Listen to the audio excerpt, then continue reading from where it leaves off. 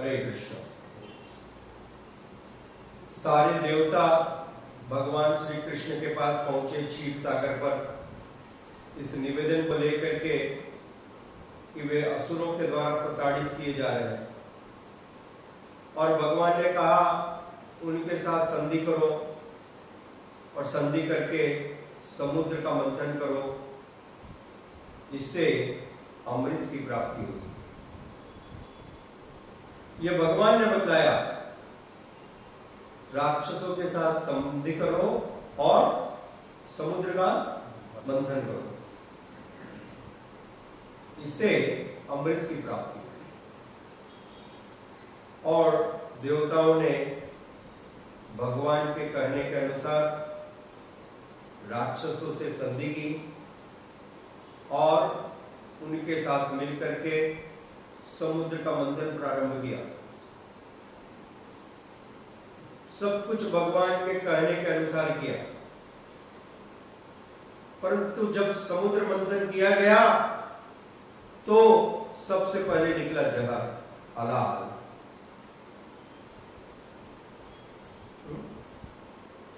निकलना चाहिए था अमृत, निकला जहर। कौन समझ सकता है भगवान की बातों को?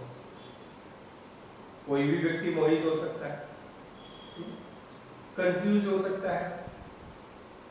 भगवान आपने कहा था, भगवान ने कहा हाँ मैंने कहा था, प्रतीक्षा करो।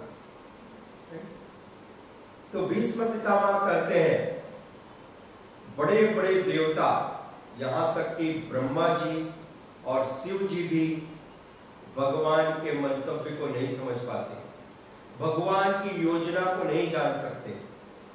भगवान की क्या योजना है?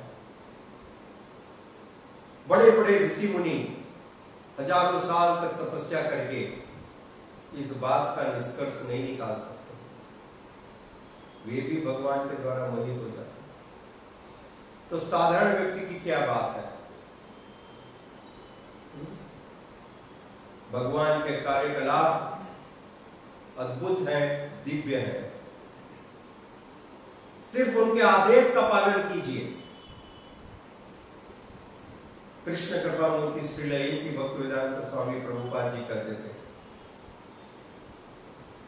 भगवान के अनुकरण मत करो, भगवान का अनुसरण करो।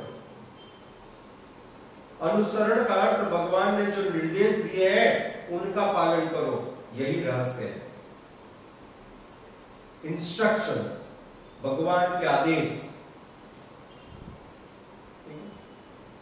भगवान के आदेशों का पालन करना, यही जीवन का सफलता का सार है।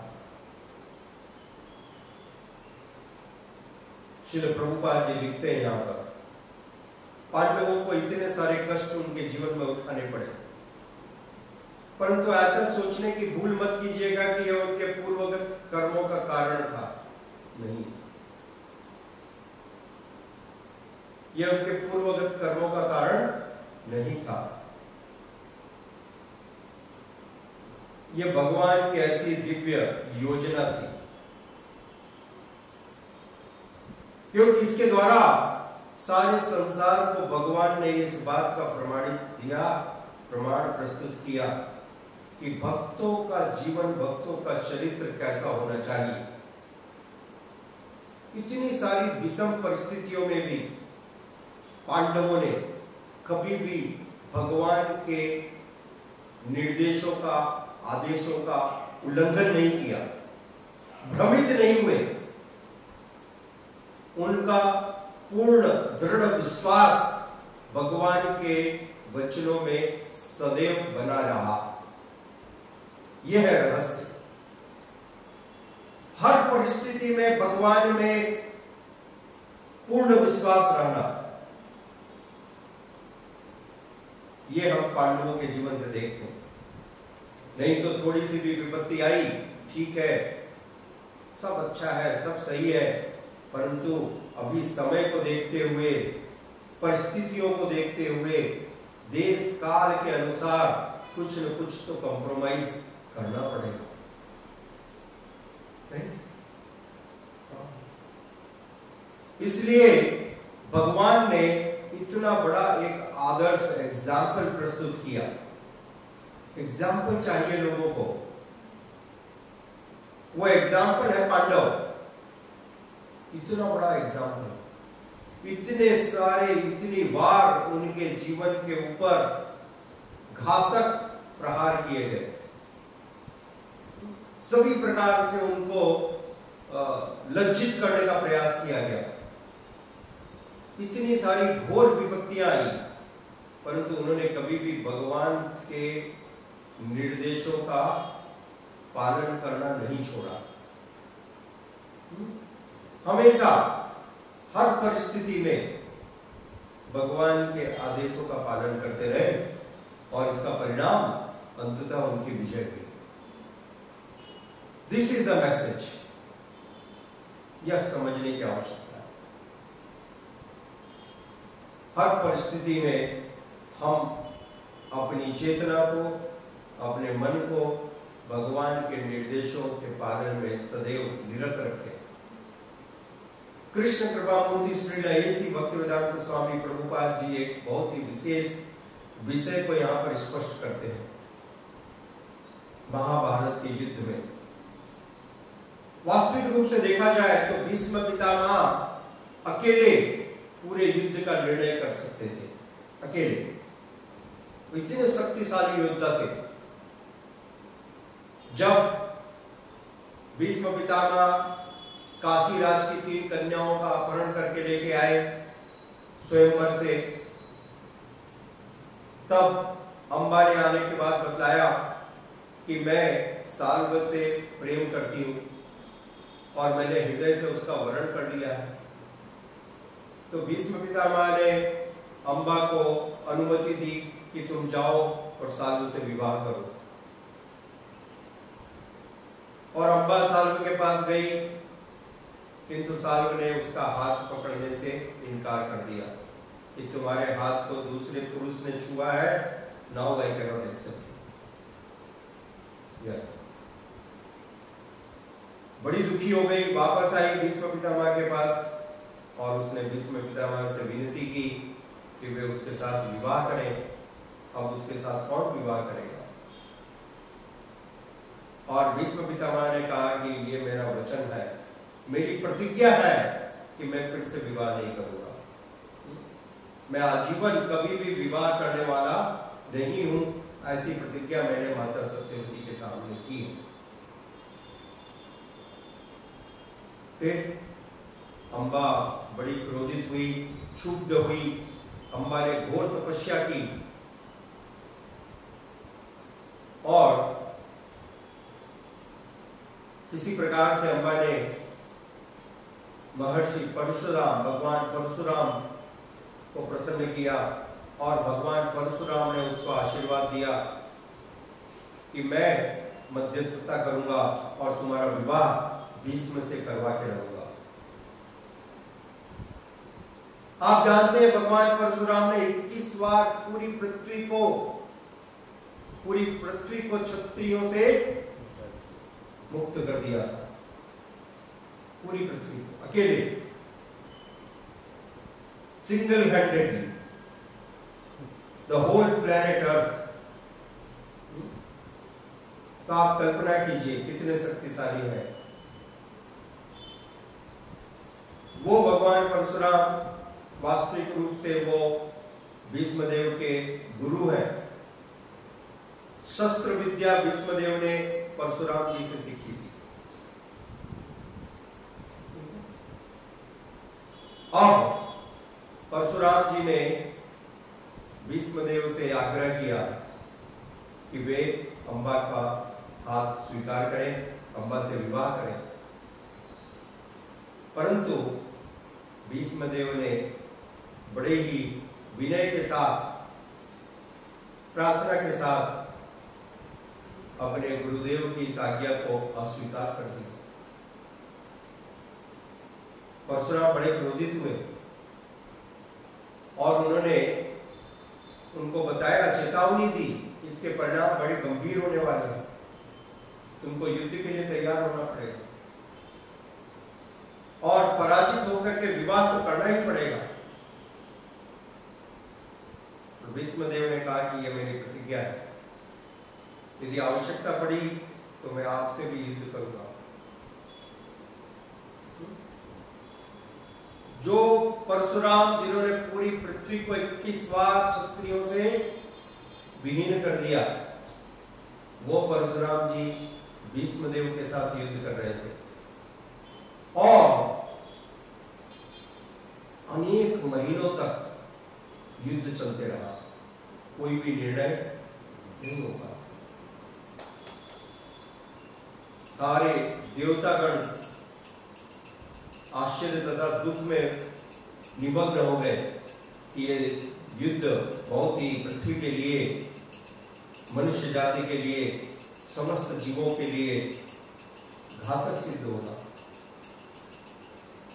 अतः उन्होंने निवेदन किया, अंततः स्वयं भगवान शंकर जी ने मध्यस्थता की। उन्होंने उपस्थित होकर के परशुराम जी को समझाया कि युद्ध को विराम दे, इसका कोई निर्णय निकलने वाला नहीं है। तो देखिए इतने शक्तिशाली भीष्मदेव, इतने शक्तिशाली, सो पावरफुल। इसलिए श्रील प्रभुपाद जी ने लिखा, सारे शास्त्र में बताया गया कि अकेले भीष्मदेव सारे महाभारत के युद्ध का निर्णय करने में सक्षम थे, किंतु भगवान श्री कृष्ण ने इस बात को यहाँ पर प्रस्तुत किया। इतना शक्तिशाली होने के बावजूद, इतने महान योद्धा, सभी प्रकार के शस्त्र एवं शस्त्रों का पूर्ण ज्ञान रखने के बाद भी,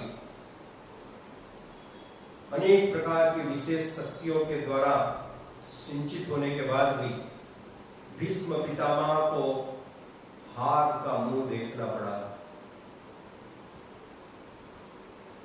हारना पड़ा जीवन में पहली बार। क्यों? भगवान श्री कृष्ण ने इस बात को प्रमाणित किया कि कोई भी हो इस सारी सृष्टि में, कोई भी, भले ही मेरा भक्त भी क्यों न हो, भीष्म जैसा महान योद्धा क्यों न हो, जो पूरी पृथ्वी को, सबको पराजित कर सकता है, परंतु यदि वो भी धर्म के विरुद्ध आचरण करेगा, धर्म के विरुद्ध आचरण करने वाले व्यक्ति का समर्थन करेगा, सपोर्ट करेंगे, तो उनकी भी पराजय निश्चित है। Anyone who is acting against the religion, कोई भी जो धर्म के विपरीत आचरण कर रहा है, धर्म के विरुद्ध कार्य कर रहा है, निश्चित रूप से अंततः उसकी पराजय होगी। जय श्री जगन्नाथ बलदेव सुंदर माई की। तो यह है इतना बड़ा एक प्रमाण, क्योंकि भगवान ने स्पष्ट रूप से भगवद गीता में बताया, धर्म संस्थापनार्थाय, भगवान धर्म की स्थापना करने के लिए अवतरित होते हैं, और इस धर्म की स्थापना करने में कोई भी, यहां तक कि भीष्म पितामह 12 महाजनों में से एक है, इतने बड़े प्रमाण हैं, आचार्य हैं, परंतु यदि उन्होंने भी धर्म के विरुद्ध आचरण किया, क्योंकि भीष्म पितामह ने दुर्योधन का साथ दिया जो धर्म के विपरीत था, इस कारण से भीष्म पितामह को यह पराजय का मुंह देखना पड़ा। अन्यथा ऐसा कोई भी कारण नहीं था कि भीष्म पितामह पराजय का मुंह देखते, यह असंभव था। परंतु सारे असंभव संभव हो सकते हैं, सारे असंभव संभव हो सकते हैं। यदि कोई भी कार्य भगवान की इच्छा, भगवान के निर्देश के विपरीत किया गया, anything, anyone acts against the will and instructions of the Lord will definitely, will surely be defeated, even if he is Bhishma Pitama. This is the message. यह है संदेश भगवान ने यहाँ पर प्रस्तुत किया श्रीमद् भागवतम के इस अध्याय में, और भीष्म पितामह के निर्देशों के सुन करके युधिष्ठिर महाराज के मन में जो ग्लानि थी वो समाप्त हो गई। धन्यवाद। हरे कृष्ण। श्रील प्रभुपाद की जय।